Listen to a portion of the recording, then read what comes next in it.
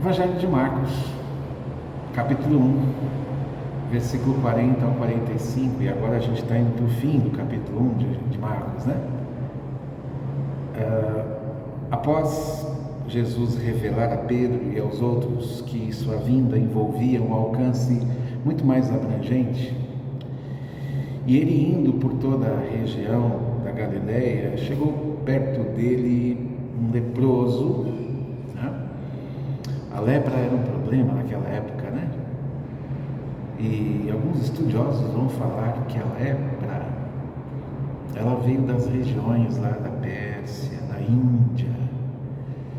E lógico que você não tem cura para essas coisas, né? Hanseníase, né? Nós estamos falando de muito tempo atrás. E esse homem se encontra com Jesus. E esse homem é um marginalizado no meio da sociedade. Ele se ajoelhou diante de Jesus. Ele deve ter se ajoelhado diante de tanta gente. Só que eu acho que o ajoelhar dele agora é diferente. Ele se ajoelhou diante de Jesus e falou: se o Senhor quiser, pode me curar. Agora sim ele tinha uma certeza de que alguém podia curar ele e tirá-lo dessa condição. E aí Jesus olhou para esse homem como ninguém olha, como ninguém olhou. Jesus olhou para ele com uma profunda compaixão. Jesus estendeu a mão e o tocou. Inclusive isso era algo muito arriscado, né? Porque ele podia ser contagiado, né? E além do mais era algo também proibido. O próprio judaísmo não permitia, e Jesus estava dentro da compreensão judaica, não permitia esse contato. Jesus tocou nele, Jesus deu atenção para ele. Jesus respondeu: sim, quero, é claro que eu quero e é claro que eu posso. Eu quero que você fique limpo. E no mesmo instante a lepra desapareceu, diz o texto. O que é interessante é que Jesus ordenou que não dissesse nada a ninguém. Isso é bem estranho, né? Não vai dizer nada para ninguém. Puxa vida, agora é a hora de falar para todo mundo o que está acontecendo, né? Jesus disse: não fala para ninguém. Apenas vá lá, fala ao sacerdote. Se apresente ao sacerdote, porque a lei de Moisés diz para fazer isso. Levítico 14, livro de Levítico, capítulo 14. Mas não deu para segurar. Imagina, um sujeito que era leproso, todo mundo sabia, ele aparece sem nada, ele parece são, puro, purificado. Rapaz, o que aconteceu contigo? Não vai dar para inventar a história. Então ele não conseguiu segurar, se tornou notório para todo mundo que ele estava purificado, que ele estava curado, né? Bom, diante disso cresceu a popularidade de Jesus, e aí muitos vinham de todas as partes para encontrar Jesus. Opa, ficamos sabendo que há alguém que faz algo que ninguém faz. Quem que é esse sujeito? Bom, quando a gente pensa que a vontade de Deus, quando a vontade de Deus se expressa, essa vontade, ela deixa rastros no caminho. Quando Deus exerce a sua vontade, essa vontade deixa marcas nas pessoas, nos lugares.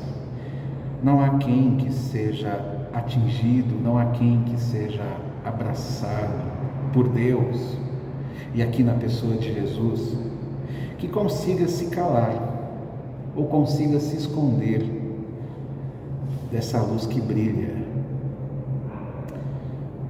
A alegria, no caso, é a gratidão que invadiu o coração daquele homem e que evidentemente invade todo e qualquer coração quando nós somos abraçados por Deus em Cristo Jesus. A alegria nos invade e essa alegria se torna notória. O leproso foi, cumpriu a lei, ele foi lá buscar o sacerdote, né? Ele foi ao sacerdote, sim.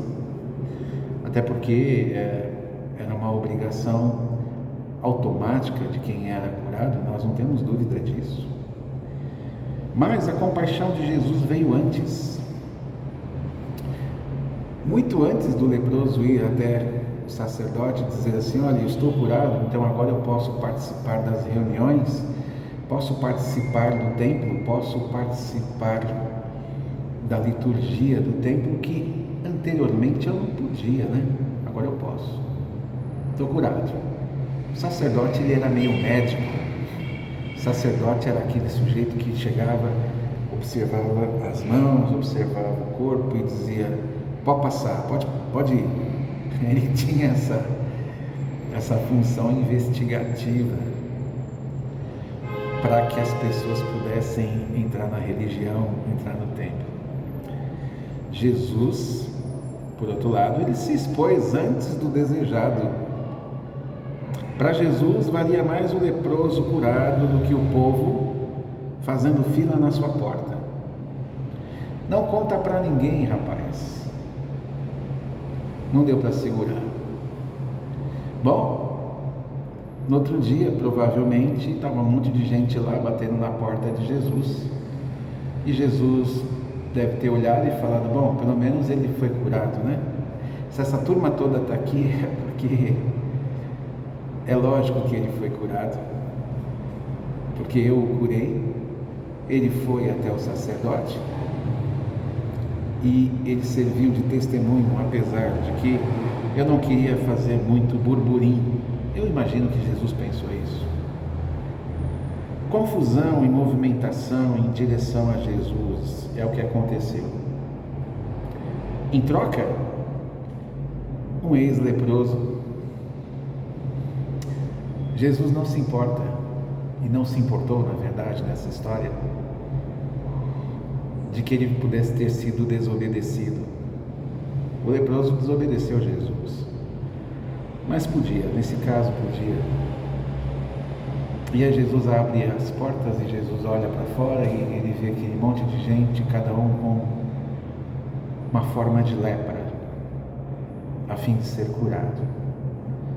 O coração de Deus e o coração de Jesus, com certeza, nessas horas, olha para aquele que foi curado e se alegra, e olha para aqueles que vai curar e se alegra.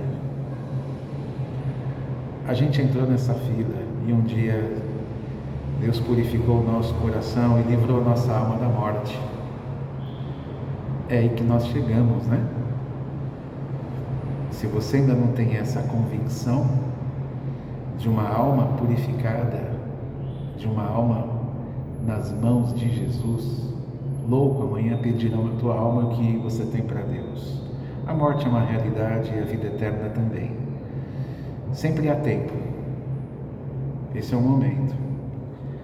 Corre lá, bate na porta de Jesus e fala que alguma forma de lepra está te afligindo e seja curado. É isso aí. Que Deus nos abençoe. Um abraço.